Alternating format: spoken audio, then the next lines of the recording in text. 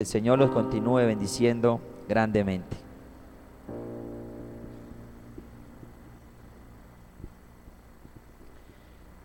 Bueno, mis amados, Dios les añada bendiciones. Me place siempre que puedo estar con ustedes para compartirles la palabra del Señor después de varios ires y venires. El domingo pasado estaba en Neiva, en la dedicación de un bonito lugar que estaban dedicando para la gloria del Señor, y estaba atendiendo otros asuntos de la iglesia a nivel nacional, y nos gozábamos allí también. Las iglesias en el Huila son congregaciones muy grandes. Estaba allí dedicando un templo como para 800 personas. Crece mucho la obra en el Huila. Y gracias a Dios por los hermanos que siempre están perseverando. Es que yo pienso que lo más importante, no solamente en la vida cristiana, sino en todos los quehaceres de la vida, es la constancia, la perseverancia. ¿Cómo será de importante que el mismo Jesús dijo: el que perseverare hasta el fin, ese será salvo? Debe ser que en la perseverancia hay victoria. A veces hay momentos difíciles, pero siempre tengamos la confianza que vendrán tiempos mejores.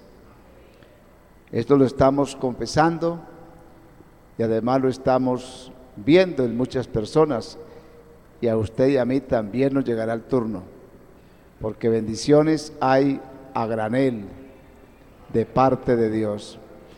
Yo siempre tengo conmigo el versículo que dice: mi Dios pues suplirá. Aprenda ese versículo. Yo siempre lo recuerdo: mi Dios pues suplirá todo lo que os falte conforme a sus riquezas en gloria que son en Cristo Jesús, Señor nuestro. Fíjese que me lo aprendí.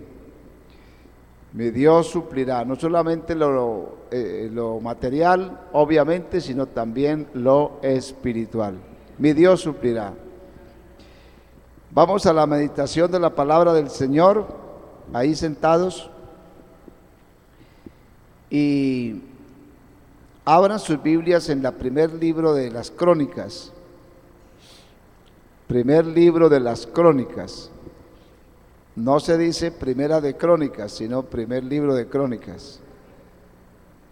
Primer libro de las Crónicas, el capítulo 4. Vamos a leer el verso 9 y 10. Primer libro de las Crónicas, capítulo 4, verso 9 y verso 10. Le voy a pedir su atención y, como siempre, su reverencia, para que en todo y por todo el Señor sea glorificado en nuestras vidas. Ustedes han sacado este rato que lo hubieran podido dedicar a otros quehaceres, pero si han querido venir a este lugar a rendirle culto a Dios, hagámoslo de la mejor manera. Aprovechemos al máximo este tiempo. Y dije, primer libro de las Crónicas, capítulo 4, verso 9 y 10. Dice la Biblia: y Jabes fue más ilustre que sus hermanos, el cual su madre llamó Jabes, diciendo: por cuanto lo dio a luz en dolor. E invocó Jabes al Dios de Israel, diciendo: oh, si me dieres bendición, ensancharas mi territorio, y si tu mano tuviere conmigo y me librares del mal, para que no me dañe. Y le otorgó Dios lo que le pidió.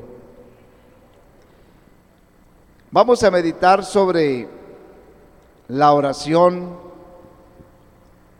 de este hombre llamado Jabes. Se dice de Jabes que era un hombre ilustre.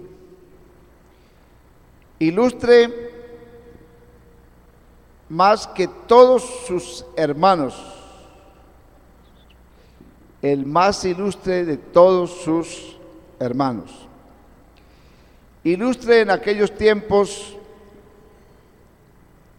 no tenía la misma significación quizás que tiene hoy la palabra ilustre, ya que hoy en día ilustre también quiere decir instruido en ciencias, científico. Cuando hablamos de una persona ilustre, nos referimos hoy en día a una persona muy instruida, quizás en la parte científica, en la parte intelectual. Eso es hoy en día para nosotros una persona ilustre. Pero en aquel entonces, que tal vez no habían universidades ni centros científicos, quizás como los que hay hoy en día, porque la ciencia se ha venido desarrollando y antiguamente obviamente no habían todos los centros donde estudiar las ciencias como los hay hoy en día. Pero se dice que antiguamente la palabra ilustre hacía más que todo referencia a una persona sabia, no la sabiduría tanto enciclopédica o científica, sino la sabiduría práctica. Es que la más, bueno, no digamos la más importante, pero yo siempre creo que la sabiduría práctica,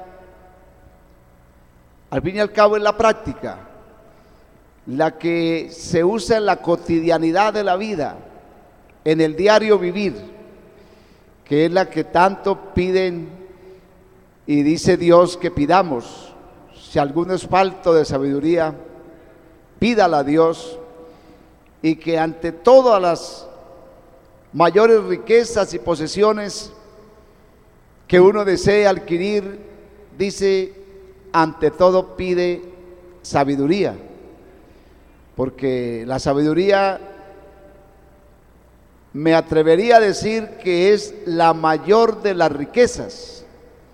Y no estoy hablando de la sabiduría científica, académica, enciclopédica, que también es importante, pero estoy hablando más que todo de la sabiduría práctica, de cómo nosotros aplicamos la inteligencia, lo que entendemos, o la sabiduría a la inteligencia, para ver cómo aplicamos lo que sabemos.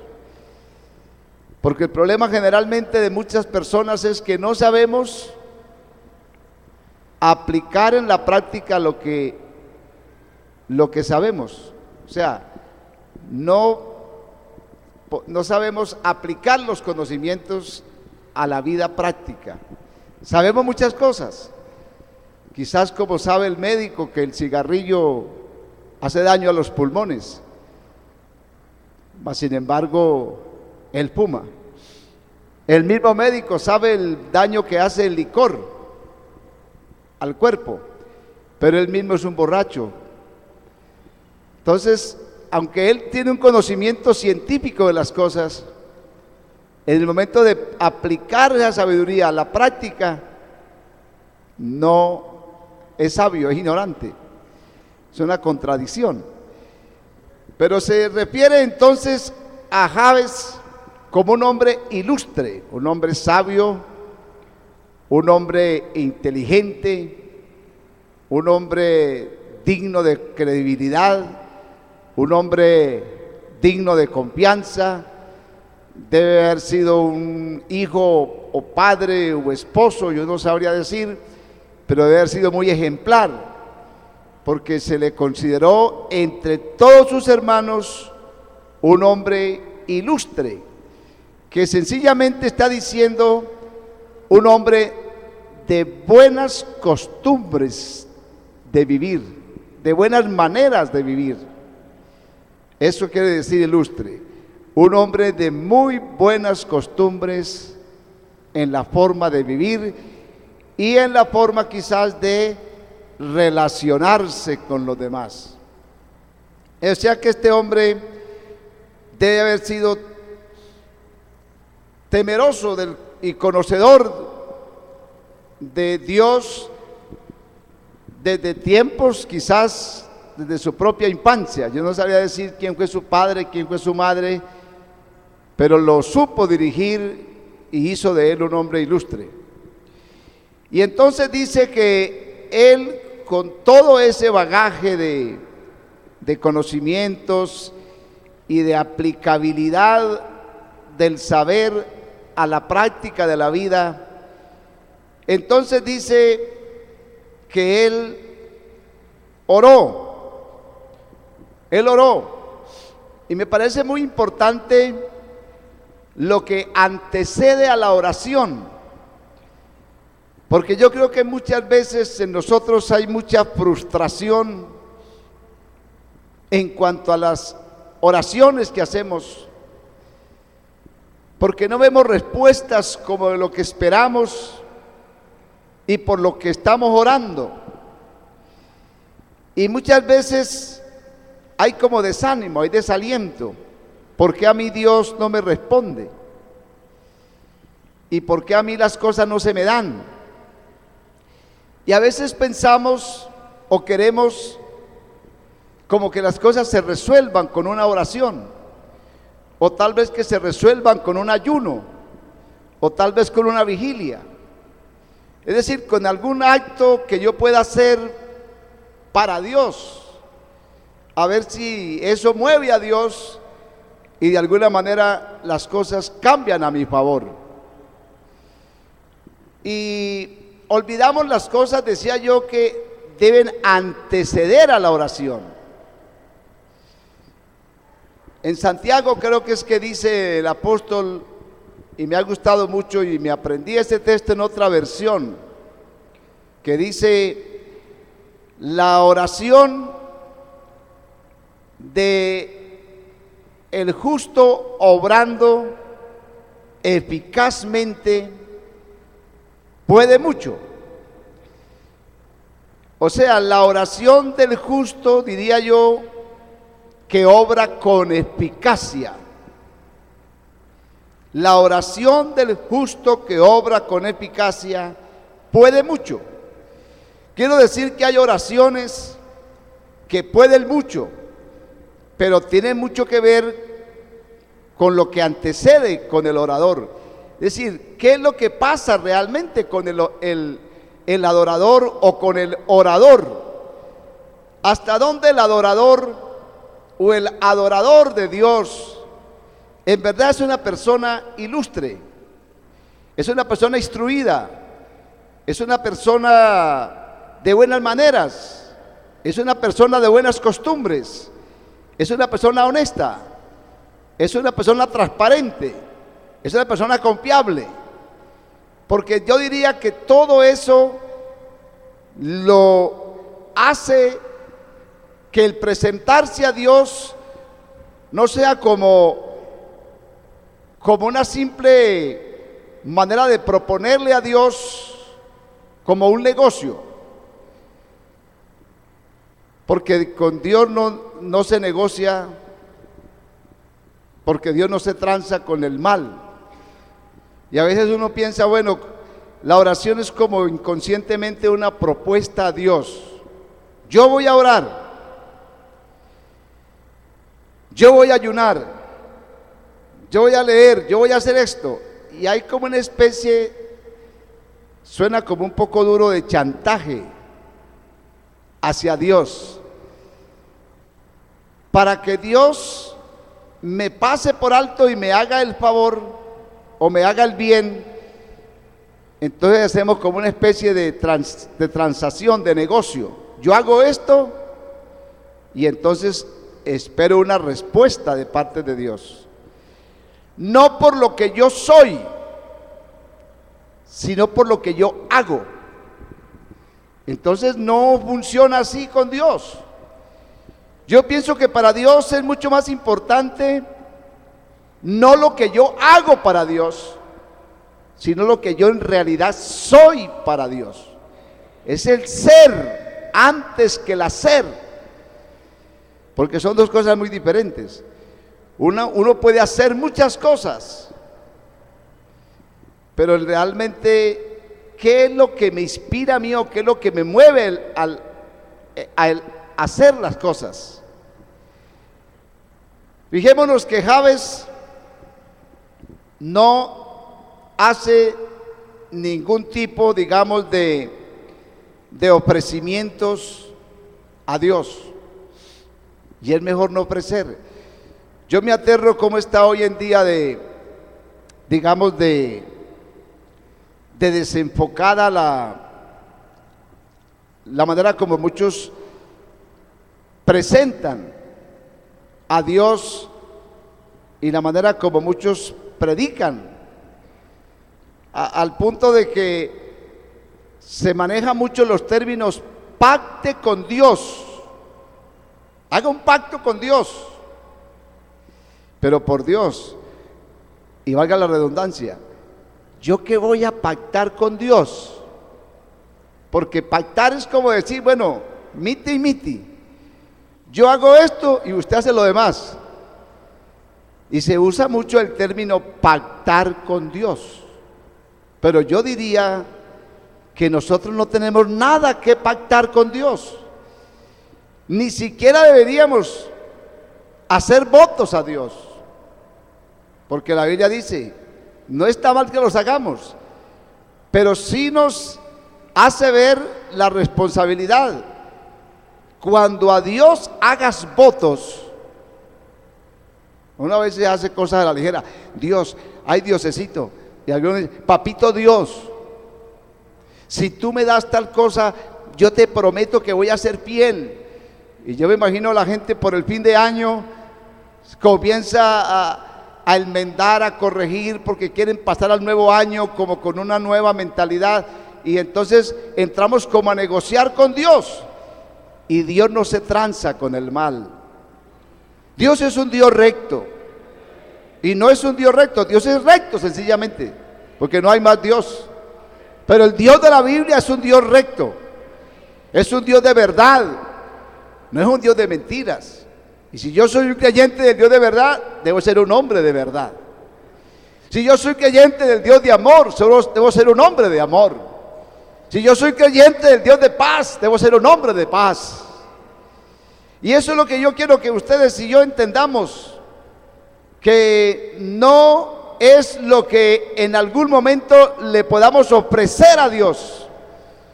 Hay hermanos que dicen, yo le ofrecí a Dios 40 ayunos. ¿Y para qué te sirven los 40 ayunos a Dios? ¿Acaso Dios está esperando que usted ayune para él beneficiarse de eso? Le ofrecí a Dios 30 días de ayuno. Le ofrecí a Dios ir todos los cultos. Le ofrecí a Dios leer toda la Biblia. Le ofrecí a Dios diezmar. Le ofrecí a Dios orar. Le ofrecí a Dios. Pero sí será en verdad que eso es lo que Dios quiere, lo que usted le ofrece, lo que usted le da. Dios no se tranza con lo que le damos, sino con lo que nosotros somos en esencia para Dios. ¿Sí me explico? Entonces me gusta mucho esto porque, vuelvo y digo, Jabes fue más ilustre que sus hermanos. Y se dice que su madre lo dio a luz en dolor. Claro, toda madre da luz, según se dice, con dolor sus hijos. Y debe, como toda madre, haber significado para ella mucho haber dado a luz a Jabes. Y dice, por cuanto lo dio a luz en dolor. Ese era un hombre que desde que nació como en esa tónica de lo que es digamos, el dolor que tal vez produjo y hay cosas que desde una edad muy temprana a uno lo van formando. Uno a veces tiende a menospreciar muchas experiencias de la vida, pero lastimeramente lo que uno no sabe es cómo canalizar esas experiencias y por qué Dios permite esas experiencias. Yo, por ejemplo, soy muy agradecido con Dios por la experiencia que ahí me tocó vivir. Yo siempre digo, si yo no hubiera sido paralítico como lo fui, si yo no me hubiera tocado pedir como me tocó pedir en alguna ocasión, si yo no hubiera tenido que vivir la que es la humillación, que es duro, la baja autoestima, como el sentirse como un estorbo, oiga, eso a uno lo forma tanto, que yo en ese entonces pensé que era el más desventurado y hasta le reclamaba a Dios por qué me tocaba a mí vivir esa situación, porque yo consideraba que no merecía vivir eso. Yo decía, soy buen hijo, soy un joven, yo no ando en cosas que yo veo que los demás andan. Y llegaba a preguntarle a Dios por qué. Y claro, nunca preguntemos por qué, porque no habrán respuestas. Tal vez ¿para qué? ¿Para qué permite Dios eso? Y a veces sucede que hay personas que Dios las viene formando. Y claro, en esas experiencias tan, de alguna manera negativas de la vida, hay dos opciones. O el vaso se quiebra o se arregla. Digo, se quiebra porque hay gente que ante la adversidad más se endurecen, más se airan, más se envanecen, más se levantan, más vociferan contra Dios y contra la vida. Pero hay otros que eso los manda al piso, los hace sentir, los hace vivir su propia realidad, los hace verse en un espejo de cuerpo entero, los hace aterrizar y decir, hombre, tanto que yo me creía y mire, no es como yo creo. Y a ese Dios que le permite que usted se encuentre con usted mismo y se dé cuenta de muchas realidades que si no viviera esas experiencias, tal vez no podría saber qué significa o para qué es eso. Pero qué bueno que uno cuando comienza a conocer de parte de Dios, ahora entiendo yo por qué viví aquello, por qué viví lo demás, por qué viví lo otro, porque tal vez Dios nos ha traído desde mucho antes en un proceso de formación. Y ahora estamos aquí y es para reconocer que en verdad Dios sí es bueno, sí es misericordioso. Porque quizás muchos que estamos aquí no deberíamos estar aquí. Tal vez en una cárcel, pagando muchos años de cárcel. Tal vez en el cementerio. Tal vez yo no sé dónde, en la calle, indigentes, llevados. Pero mire donde estamos, en la gracia y en la misericordia y en la bondad de Dios.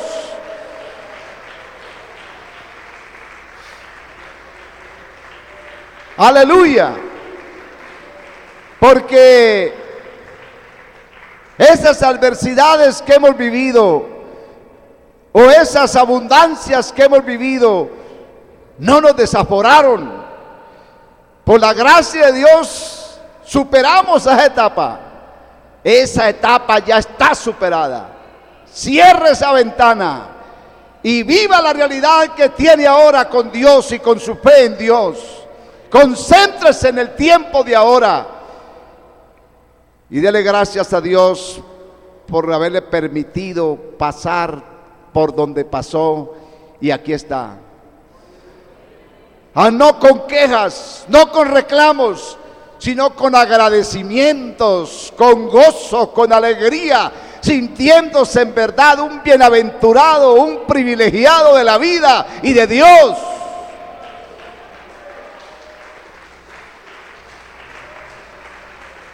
Aleluya.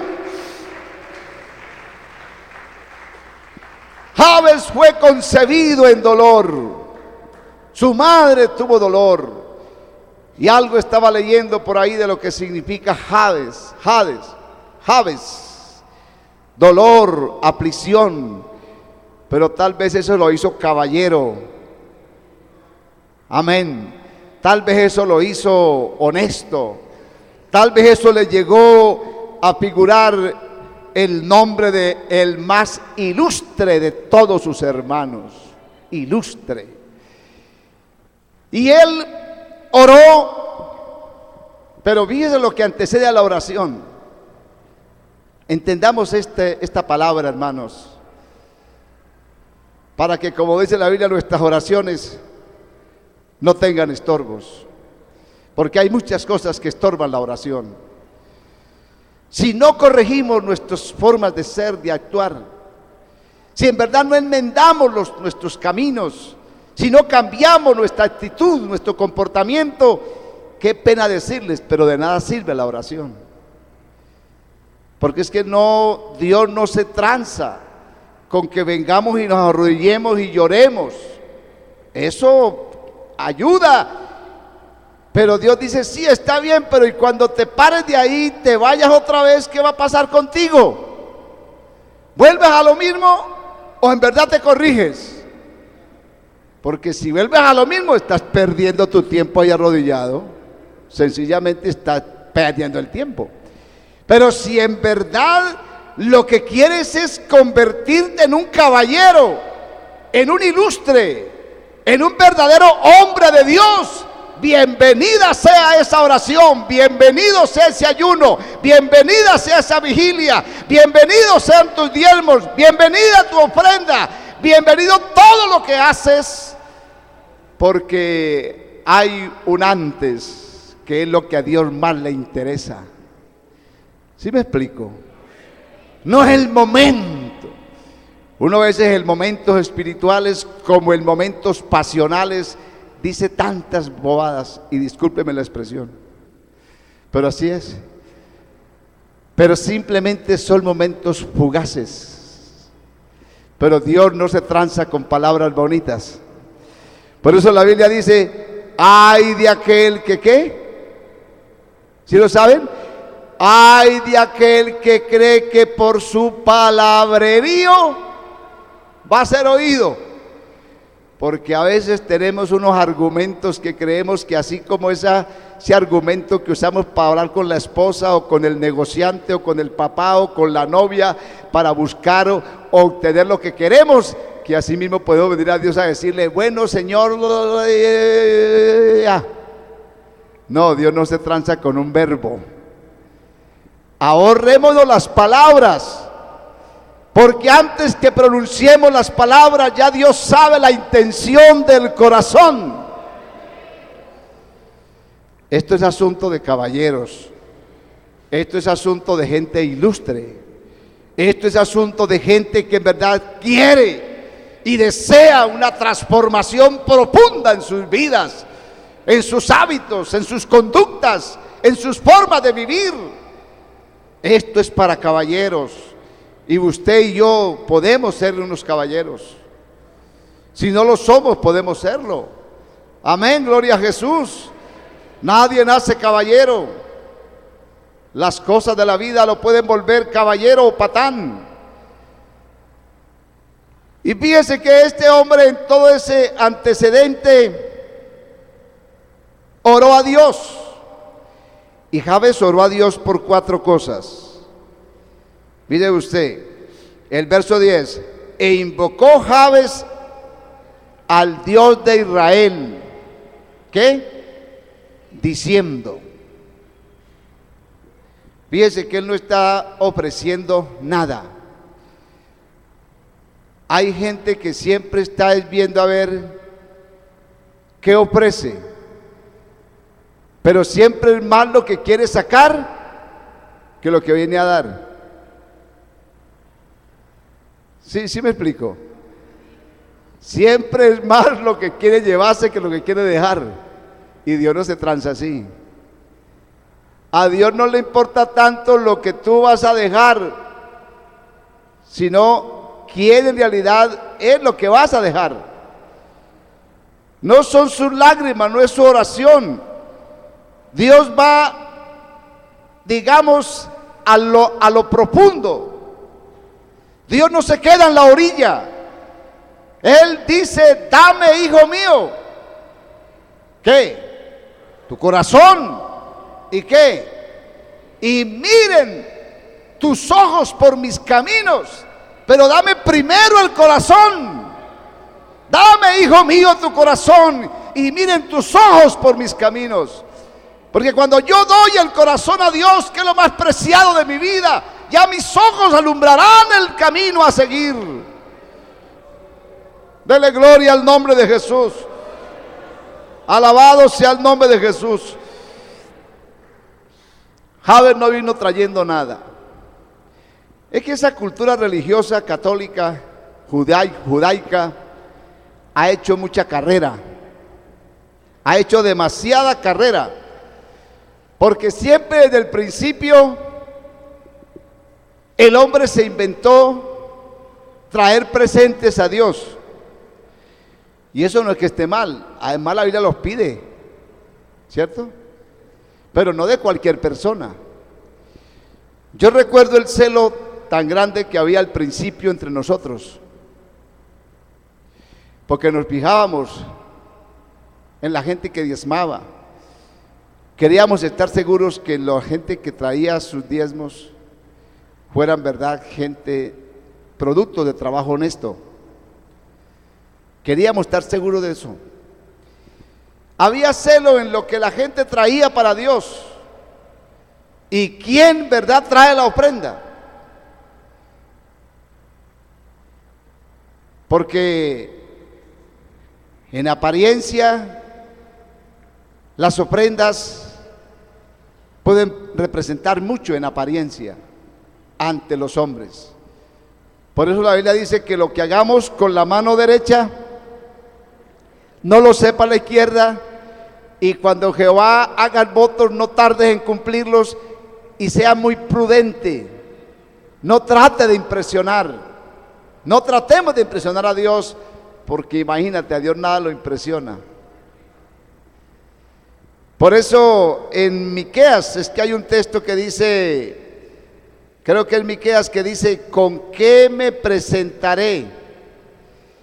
¿Con qué vendré delante de Jehová? Es decir, ¿qué le llevo a Dios? Voy para donde Dios, digámoslo así. Voy al santuario. Resulta que voy a ir a encontrarme con Dios a través de un acto de culto. ¿Qué le llevo? ¿Qué se le ocurriría traerle? Usted pensaría en lo mejor. ¿Y qué sería lo mejor? Para el judío había muchas cosas que podía llevar. Desde un cordero, que era tal vez la ofrenda más costosa. Yo no sé cuánto costaría un cordero, pero eso era costoso. Hasta una paloma, hasta una tórtola, hasta una porción de harina. Ellos pensaban en todo eso. Y se volvió entonces popular: voy para el templo, ¿qué llevo? Parece que sí, porque Miqueas capítulo 6, entonces Miqueas, el profeta, en el verso 6 dice: ¿con qué me presentaré ante Jehová y adoraré al Altísimo? Óigase bien. ¿Con qué me presentaré delante de Jehová y adoraré al Altísimo? ¿Y qué dice? Me presentaré ante Él con holocaustos, ¿verdad? Con becerros de un año.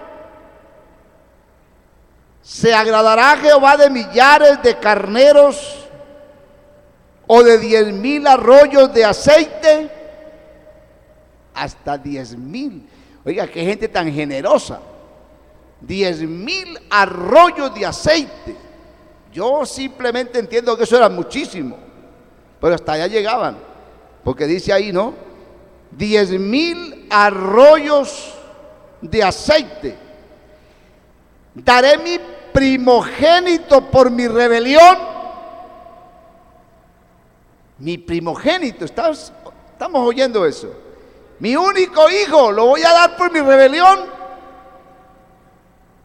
El fruto de mis entrañas por el pecado de mi alma. Si será ¿qué agrado a Dios? ¿Qué le llevo? ¿Y qué responde el profeta? Oh hombre, Él te ha declarado lo que es bueno. Aleluya. Él ha declarado lo que es bueno. Eso es lo que es bueno. ¿Y qué pide Jehová de ti? ¿Qué pide Jehová de ti? Aleluya. Solamente, ¿qué? Hacer justicia, amar misericordia y humillarte ante tu Dios. Dele gloria al nombre de Jesús.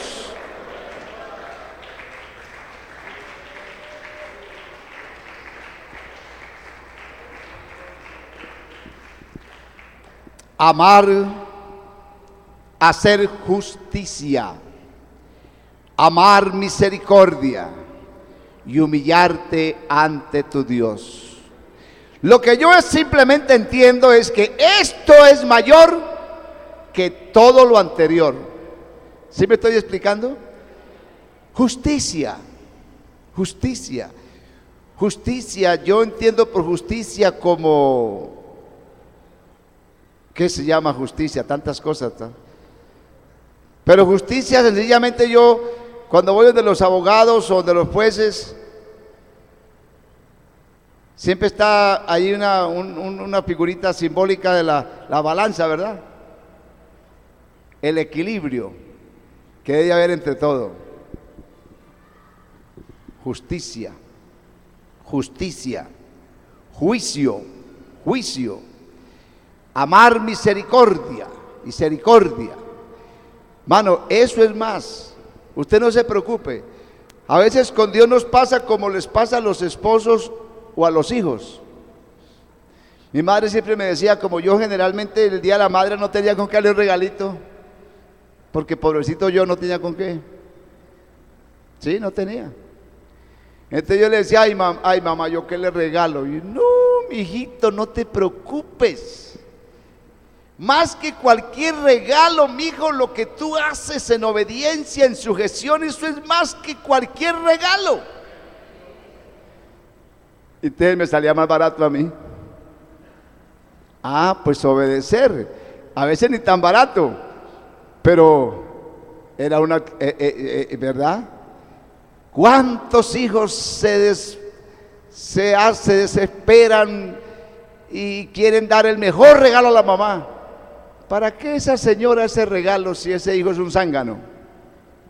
¿Para qué esa señora ese regalo si es un hijo desobediente, testarudo, un mal hijo?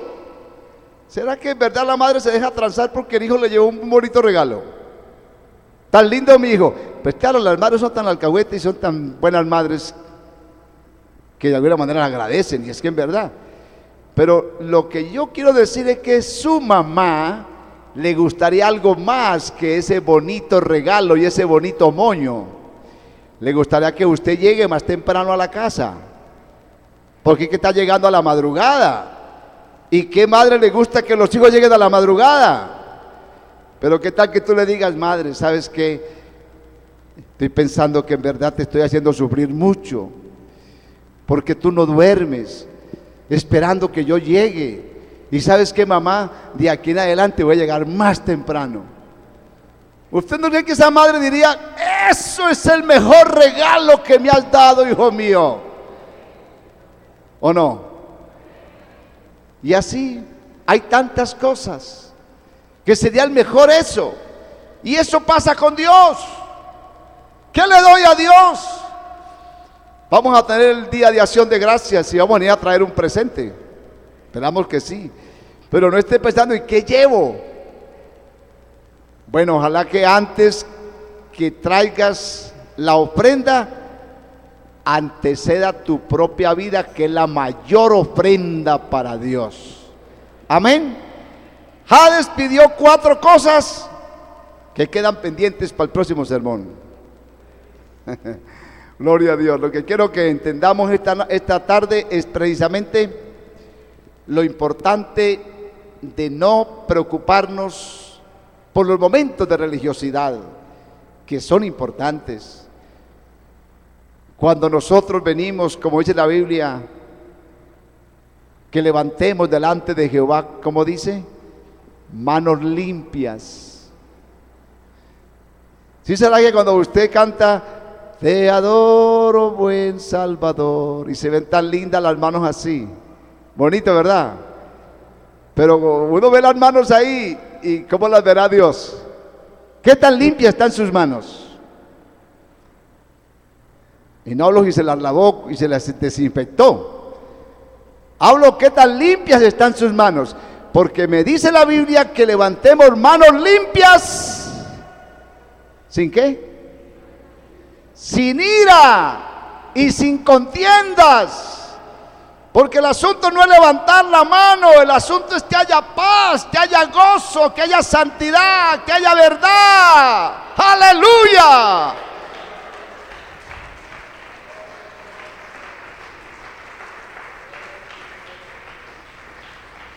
Entonces, cuando levanten las manos, en verdad será agradable delante de Dios.